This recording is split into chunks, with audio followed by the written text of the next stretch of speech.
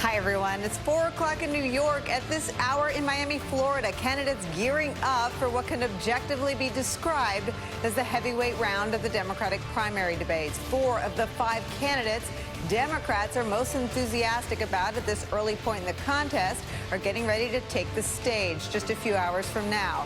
Tonight's debate coming at a time when the country is faced with increasingly alarming headlines about the conduct of the current president, the erratic nature of his decision-making, and the lack of guardrails to his impulsivity.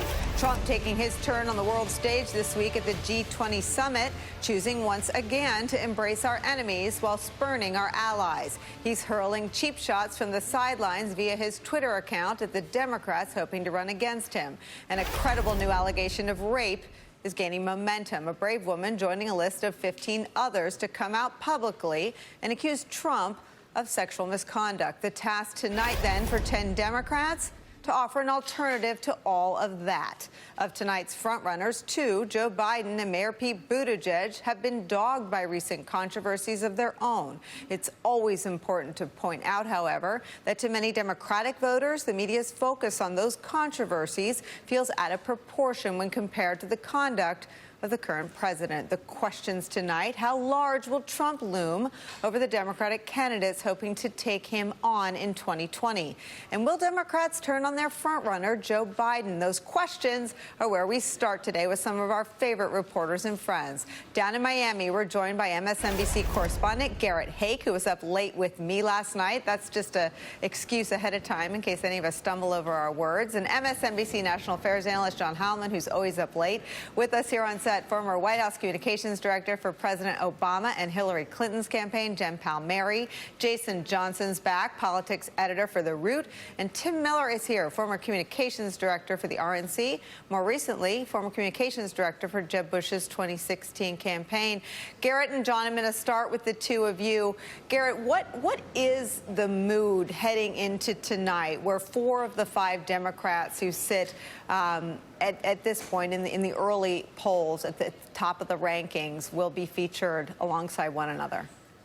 Yeah, I think there's a little bit less anxiety in the air tonight than there was last night. All of these candidates competing tonight got a chance to watch last night's debate and see, A, how we as an organization conducted it, and B, how the other candidates reacted to it. You've also got a little bit more experience on the debate stage. Biden and Sanders at center stage have both debated in presidential debates extensively. Outside of them, the debate experience level falls off significantly. But, for example, one of the conversations I've been having with some of these campaigns and their advisors about what they saw last night was that the moderators weren't pushing these candidates into conflict. If you want to fight, you've got to pick that fight yourself. So that if that still holds true tonight, and I'm certainly not privy to any of the questions or how we're setting this up, the candidates are adjusting their strategies ever so slightly to be prepared for the fact that if they want to mix it up, if you want to punch up, or if you're afraid that someone will be punching up at you, you know that that's less likely to come from Lester Holt than it is to come from someone like Eric Swalwell at the edges trying to make their moment. John Heilelmann, someone who knows about punching up, down, sideways, this way and that, written a couple good books about it. What do you expect tonight? I believe you just called me punchy, Nicole. I appreciate that. I think I'm the one that's punchy. I mean, look, I think that the point you made a little while ago, which is that one of the most surprising things about the first night's debate was that so few people decided to put Donald Trump in play in the debate. He was barely mentioned. I do not think it is going to be like that tonight for one reason and one reason only, and it goes to the central question about tonight's debate, which is what do we see? What happens around Joe Biden? He is the front runner, the undisputed. He's ahead of everybody. He's been ahead of everybody since he got into the race. He has built his front runnerhood on the notion of basically waging a general election campaign from the very beginning. His whole campaign has been based on, I'm the one who's best suited to take on Donald Trump. And on tonight's debate stage, there's no reason for Joe Biden to do anything but continue to prosecute that case. He doesn't want to fight with Democrats who are below him. He wants to fight with the president, and he wants to show people again and again that he's the one who should take on Donald Trump in the fall of 2020. The question, therefore, as Joe Biden, I'm sure, tries to fly above the intra-Democratic fighting that might break out here, the question is, if Joe Biden is flying up here, does he get pulled down to ground level, either by one of the moderators or by one of his opponents, or by a combination where he gets a question from a moderator on one of these controversies he's been embroiled in, he tries to answer it, and then one of the other Democrats comes in and tries to T-bone him rhetorically in the course of the debate. That's the main thing that we're all looking for. Joe Biden's the front runner, but his front runnerhood has not been tested. And so the question is, how durable is it in the context of combat on this debate stage? John Heilelmann, you know this, but when you're an incumbent, you want nothing more than for the challenger to make the contest a choice. You want to make it a choice between, you know, hey, I might not be perfect, but at least you know what you're getting. But I'm better than, you know, curtain number 2. If you're challenging an incumbent, it needs to be a referendum on the incumbent. So I'm puzzled. Yes. I'm perplexed. Let me put up a graphic. These are the Trump mentions last night. Amy Klobuchar is at the top of the list, but Claire McCaskill reminded me last night that she invoked Trump's name not to contrast herself or any of the Democrats with him necessarily, but to talk about electability in Trump districts. And if you can't see this, Tim Ryan comes in at 7 Trump mentions, Jay Inslee at 4, Elizabeth Warren, the front runner, at 0. I found that surprising for 2 reasons. One, Democrats have a better chance of winning if they make the 2020 general election a referendum on Donald Trump and Trumpism and everything that's gone off the rails during his presidency. But they also, I mean, Elizabeth Warren's rise in the polls happened at the same time that she became one of the left's most clear and strong and passionate voices calling for Donald Trump's impeachment. Right. I agree with you, Nicole, in the sense that I thought there would be more mention of Donald Trump tonight, given that Democrats love to hate the president, and there's a lot of easy applause lines to be gotten by attacking him. I think it's most surprising in the context, I think, the implication of what you said. It's most surprising that Elizabeth Warren didn't do that work, given that she was the clear frontrunner on the stage last night of last night's 10 Democrats. But I'm not that surprised that in the very first debate, not in the second one, the third one, the fourth one, but in the very first one, that so many of the Democrats last night, who are largely unknown to a national audience, that they chose to decide to try to introduce themselves to the American people and avoid Donald Trump only because they have to, like, say hello before they can throw a punch. It's a good point. It's a fair point. You're all nodding. Jen, you want to go first? I mean, first of all, I'm so distracted by Heilelmann's super retro microphone. Can I tell you, you give Heilelmann a reporter, he's like Clark Kent meets, I mean, I love Heilelmann with a reporter. I'm going to, with a microphone, I'm going to send him everywhere with a microphone. It's just like, wow, it's like the 80s. We love it. I think that, you know, I think Warren sort of set the tone for the debate, and I think she wanted to establish that she is the best, and by the way, I think she is the best at this, at having a unified message of her argument and her solutions and being able to weave it together in a very easily understandable way. And so I think that the others probably keyed off of that. But you saw, like, when de Blasio brought him up as the greatest geopolitical threat, he got a big applause. Inslee did it was that. Inslee? Oh, yeah. Sorry, De Blasio said Russia. Oh, right, he did say Russia. Okay. Another good answer. Another good answer. Most of the voters did, because they don't know the difference either. It's really bad. It's really bad. But I think tonight, not only do you have Biden, who obviously that's his whole theory of his race, but also Senator Harris, who thinks she's the best prosecutor against to prosecute a case against Donald Trump, and also Kirsten Gillibrand, who thinks that, you know, her theory is brave wins, and a woman is the right person to replace him. And I think you're going to see those two, who are new to the national scene, try to make their mark in going after him. Do you think that Kirsten Gillibrand will use this latest allegation, and Megan Twohey from the New York Times is going to join us later in the show, but this new allegation, and today 2 women corroborating Jean Carroll's account of rape from Donald Trump. Do you think Gillibrand, who's carved this out for herself, will raise that tonight? She kind of has to. I mean, so, first and foremost, it's a moral issue. And she took all the water on for her role in Franken's resignation. She has to get on the offense. There's a moral argument to be made. There's a strategic argument to be made that our president is morally unfit for the job. And here is yet another example. So I think tonight there's an opportunity to talk about Trump and not make it about him, but make it about what he isn't and what you don't want this country to be. And I think Kirsten Gillibrand is probably the first person to do it. And then, you know, Joe Biden's going to jump in on that. And Kamala Harris, probably, and Senator Harris will make that sort of case as well. So I think a lot of them have opportunities tonight. What I'm going to be looking at, and it's the same thing sort of what we saw with Warren. Elizabeth Warren basically said, I know I'm already winning, so I'm going to let you guys fight. right? She couldn't lose anything last night, so she let Beto and Castro and Corey do what they needed to do. If Joe Biden can do that tonight, that is his most successful strategy. There's no one to punch up, left, down, kick, whatever. He just wants to sit there and say, hey, I'm Joe. I'm not as much of a scumbag as the President of the United States, and you should vote for me. That's what he wants out of tonight. Actually, it's a long way from hope and change. But I don't understand. But that is so obvious. I'm confused why we all agree, but this conventional wisdom has congealed among Democrats in the debates last night that the best way to go after Trump is on issues. The best way to win this primary is to demonstrate who is the most true progressive, you know, who can fire up the base the best. And for me, this seems like a simple equation. President Obama is personally popular. President Obama's style of liberalism is popular broadly within the country and especially within the party. Pew showed it as the most popular type of ideology within the party. And Donald Trump is not popular. Right. And yet last night, nobody really talked about carrying the Obama mantle, and nobody really made the moral case against Trump. If Biden is the only one to do that, it seems like 21 people are giving him this massive lane to run in, and I'm confused why that has happened. Let me bring Garrett back in, who's talking to these campaigns about strategy. I mean, listen, maybe there's a clarity that comes from Jim and I being on the other side of the aisle, but this does seem... Or lack of clarity. Or lack of clarity. There are physics involved here. I mean, Obama won resoundingly twice. I worked on one of the campaigns against him, not just by having the policies that animated and excited his base and growing that Democratic coalition, but by reaching a lot of people in the middle and even on the right. Why didn't we hear much Obamaism last night?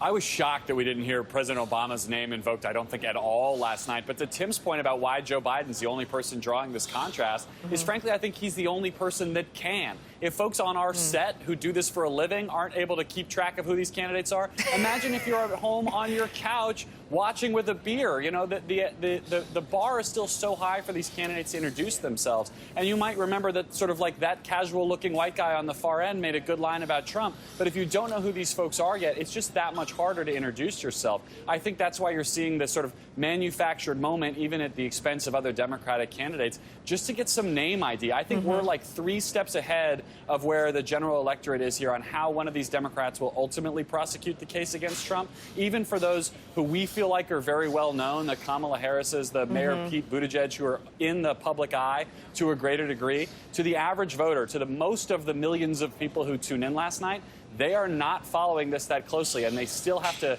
give some baseline of credibility to these candidates before they can prosecute that case against Trump. Heilelmann, you made a great point this hour yesterday about this middling range of candidates having the most on the line. And true to your prediction, that's where all the action was. Just your thoughts about last night. And not who's up and who's down, because it drives me berserk when we get horse racy about this. It'll be forever before anyone votes. But who sort of has something to ride today in terms of momentum or a story? Well, I yesterday, Nicole, I got one thing right, which was that there was going to be a candidate who had experience and familiarity with the immigration issue who was going to be able to make a moment or get some traction or gain some ground on it. I thought that it might be Beto O'Rourke. It turned out that it was not Beto O'Rourke, decidedly was not Beto O'Rourke. In fact, he lost ground on the issue when he seemed to not know what he was talking about when he was confronted by Julian Castro. So, you know, if you think about who came into the race, who gained the most ground yesterday? Someone who came from not the middle of the pack, but in the lower tier of the pack and really got an incredible amount of attention from the press, clearly performed with strength and agility. That was Julian Castro last night. I think the other people that you hear and that seem to, at least I'll just be subjectively thinking about who the candidates are, because I've been talking to their campaigns all day. Cory Booker is walking with a spring in his step today. His campaign felt he did very well. Amy Klobuchar's campaign, walking with a spring in their step today, they felt that she did very well. Obviously, Elizabeth Warren's campaign, walking with a spring in their step, thinking they did very well. And I'll tell you one other guy, and he's the most polarizing person on the stage last night, but there's no doubt that he is high as a kite today, and that's Bill de Blasio, who went in last night. He annoyed the hell out of a lot of people, and yet at the same time, if your brand of liberalism is loud and raucous and sometimes overbearing, he made an impression for a guy who was known not very well outside of New York City. He's a guy who introduced himself to millions of liberals last night as a guy who wants to throw a bunch of punches. As the loud talker, if you will. I want to swerve back to tonight and take John's frame, and I think think his prediction yesterday that some of the most dramatic action would be in the middle. I mean, Joe Biden's dominance over this field at this point, at this early point, is so significant that it is probably a fair frame to lay over this night as well, that some of the highest stakes are in the middle. And what would you predict for that middle range? The people who are sort of struggling to not break struggling, through. but just sort of right below. I mean, Bernie, and to Tim's point, Bernie's right there running against nothing that resembles Obamaism either. Biden's way atop the field. So outside of Biden and Bernie, where do you think the action or the struggle will be? I think that, well, first of all, Bernie could lash out, right? We've just sort of... Isn't that what he does every day? Yeah. That is what he does every day, right? But we haven't talked about that. It's that I don't know that Biden has any use in doing that. Biden needs to appear steady and stable and the great guy who can take on Trump, and that's what he needs to do.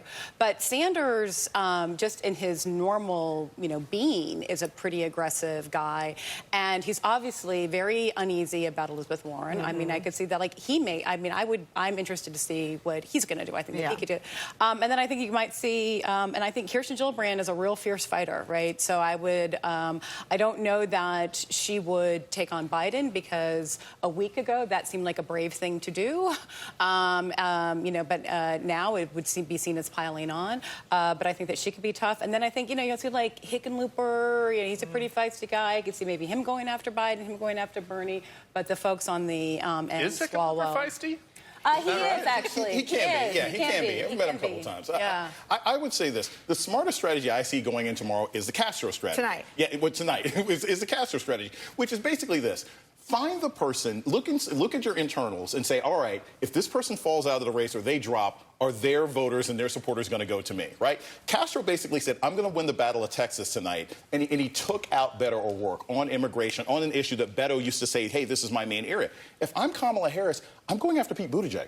I'm going after Pete Buttigieg on issues of criminal justice right now. He is weakened, and I think this is an opportunity for her to say, look, as an AG, this is how you deal with police violence issues. This is how you deal with these concerns on the part of voters, and this is what the responsibility looks like when you have to answer these questions on a regular basis. I think that's a smart move for her. She's not going to do that, because she needs to. This is her opportunity to show America who she is. They've heard a lot about her, but they haven't quite seen her. They haven't seen her speak this way. I think Kamala Harris just wants to present the best version of Kamala Harris, and to introduce yourself by going after like a nice guy like Mayor Pete, I think is a really risky thing to do. It's going to benefit somebody else, but that is not going to help Kamala Harris. That's going to help somebody else who's being hurt by Mayor Pete. You can do both, though, because the criminal justice is going to end up coming up. It's a bad way. I don't know that many people think Pete's that nice anymore, to be perfectly honest. Two of the smartest Democrats I know can't agree on this. Garrett, you have any reporting on these topics?